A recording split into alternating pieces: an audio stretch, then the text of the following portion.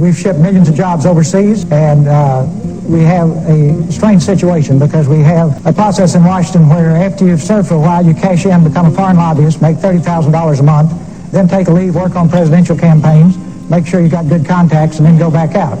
Now, if you just want to get down to brass tacks, first thing you ought to do is get all these folks who've got these one-way trade agreements that we've negotiated over the years and say, fellas, we'll take the same deal we gave you. And they'll gridlock right at that point because, for example, we've got international competitors who simply could not unload their cars off the ships if they had to comply. You see, if it was a two-way street, just couldn't do it. We have got to stop sending jobs overseas. To those of you in the audience who are business people, pretty simple. If you're paying $12, $13, $14 an hour for factory workers, and you can move your factory south the border, pay $1 an hour for labor, hire a young 25, that's assuming you've been in business for a long time, you've got a mature workforce. Pay $1 an hour for your labor, have no health care, that's the most expensive single element making your car, have no environmental controls, no pollution controls, and no retirement, and you don't care about anything but making money, there will be a giant sucking sound going south.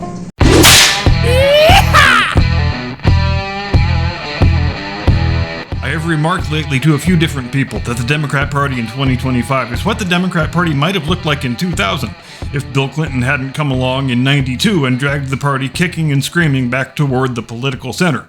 Those of you who are old enough to remember will recall that at the start of the 1992 campaign, Bill Clinton was seen as a fringe candidate, not a major player who had a serious chance at the nomination. He's only 42 years old. He's got no national fundraising infrastructure. He is a small state governor without any nationwide name recognition. He is just dipping his toe into the pool trying to build up his profile for 96 or 2000, all the experts said. At the start of the 1992 primaries, the smart money said your three Democrat frontrunners were Paul Tsongas, former Massachusetts Senator, Tom Harkin, current Iowa Senator, and Jerry Brown, Moonbeam to his friends, former and future California governor. Tsongas and Harkin were basically the same guy, unreconstructed New Dealers, Great Society types, basically carbon copies of Jimmy Carter in terms of policy, while Jerry Brown was your hard-left wacky wokester who would be seen today as a mainstream middle-of-the-road Democrat. And there was nothing that happened in the first 12 primaries to indicate the conventional wisdom was wrong. Tsongas won 4 of them, Brown won 3, Harkin won 3, Bob Kerrey even got a win in South Dakota, and Bill Clinton only had 1 win in the state of Georgia, which most people chalked up to the fact that he was the only Southern candidate in the race. Clinton is in 4th place at this point. He's only a few delegates away from being in 5th place. He is only days away from having to drop out of the race altogether, and he throws a desperate last-second Hail Mary pass. He takes all the money he's got left, buys a block of time on all 3 national TV networks, and he gives a speech in which he asks Democrat voters a simple question. Do we want to win elections or not? Which is to say, do we want to keep clinging to the same set of policies that got us crushed in the last 3 presidential elections, or do we want to change course to something a bit more pragmatic? We will pick up the story on the other side of the open. It's Friday the 31st of October. This is Curmudgeon's Corner.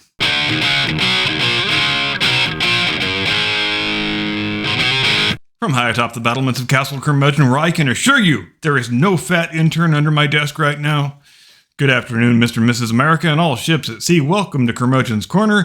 Let's talk about Saturday, the 7th of March, 1992. The number 1 song on the Billboard charts is To Be With You by Mr. Big, and I will not even hum the melody because then you will want to come find me and do me physical harm. At the movie theater, Wayne's World is 4 weeks through its 5-week run at the top of the domestic box office. And in Democrat Party politics, you've got 3 states voting today. You've got the Arizona and Wyoming caucuses, and the South Carolina primary. And then tomorrow, the Sunday, the 8th of March, you've got the Nevada caucuses, and 3 days from now, it is Super Tuesday, when 11 states go to the polls, or the caucuses, as the case may be, and we effectively decide who the nominee is going to be who takes on the Republican incumbent President George Herbert Walker Bush.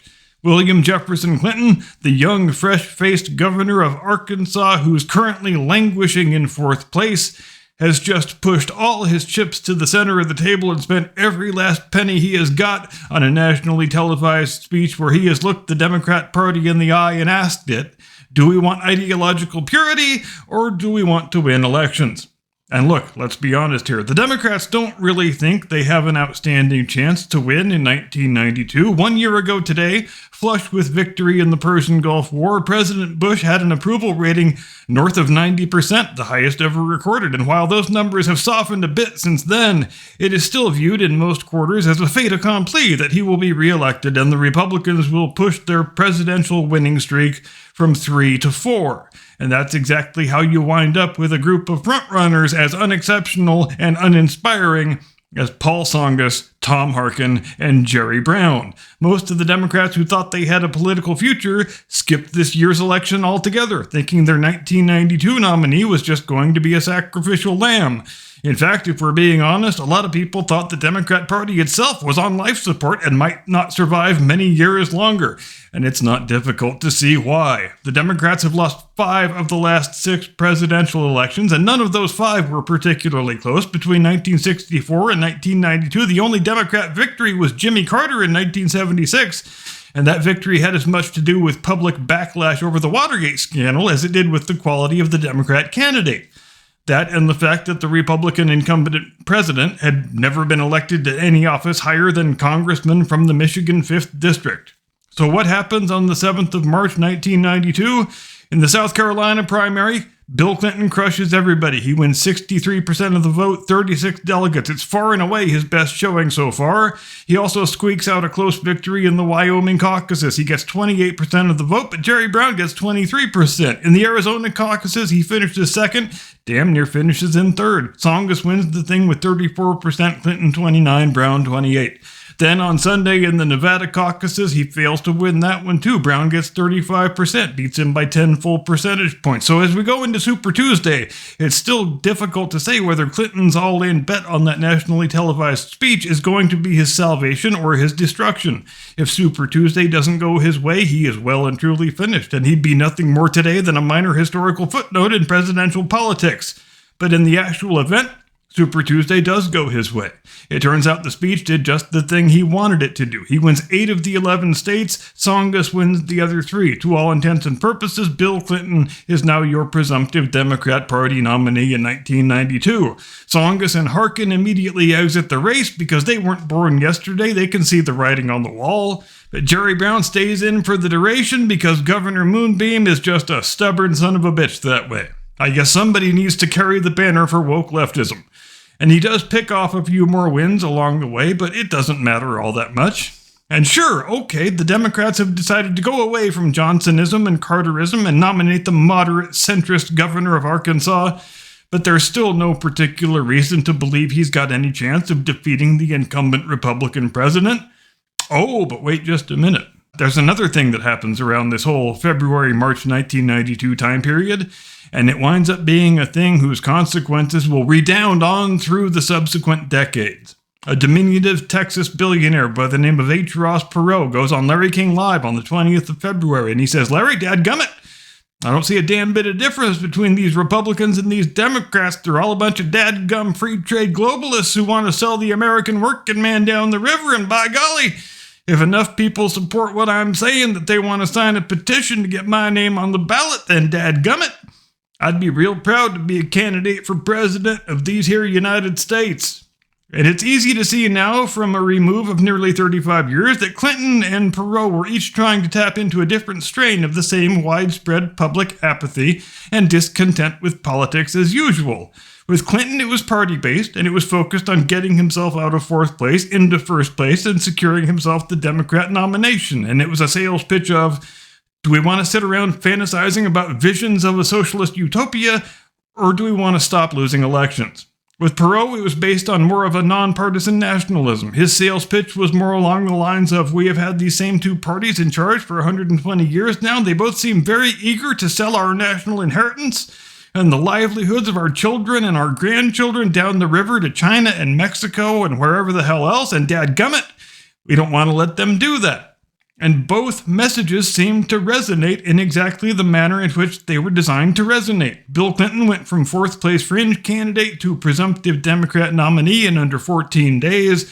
And after Perot went on Larry King and said he would potentially be willing to run a third-party insurgent candidacy, draft Perot movements had materialized in all 50 states, and nothing about this was astroturf. This was actual, honest-to-God, grassroots activism we saw happening. Perot said right from the beginning, if people want me to do this thing, I'm going to pay for it my dadgum self, and if you want to send me money, I won't accept anything more than $5.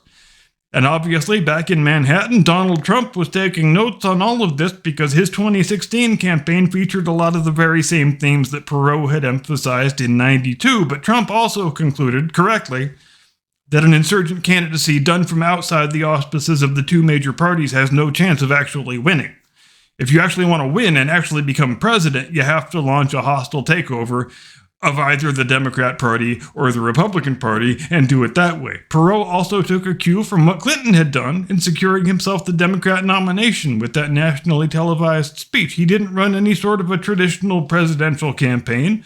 He got his message out by purchasing blocks of time on the big TV networks and doing televised presentations explaining what was wrong with our current approach to national governance and how he wanted to change things. You may recall that famous sequence where he explained the giant sucking sound of our manufacturing sector being offshored to other countries. Did Perot ever actually have a chance of winning?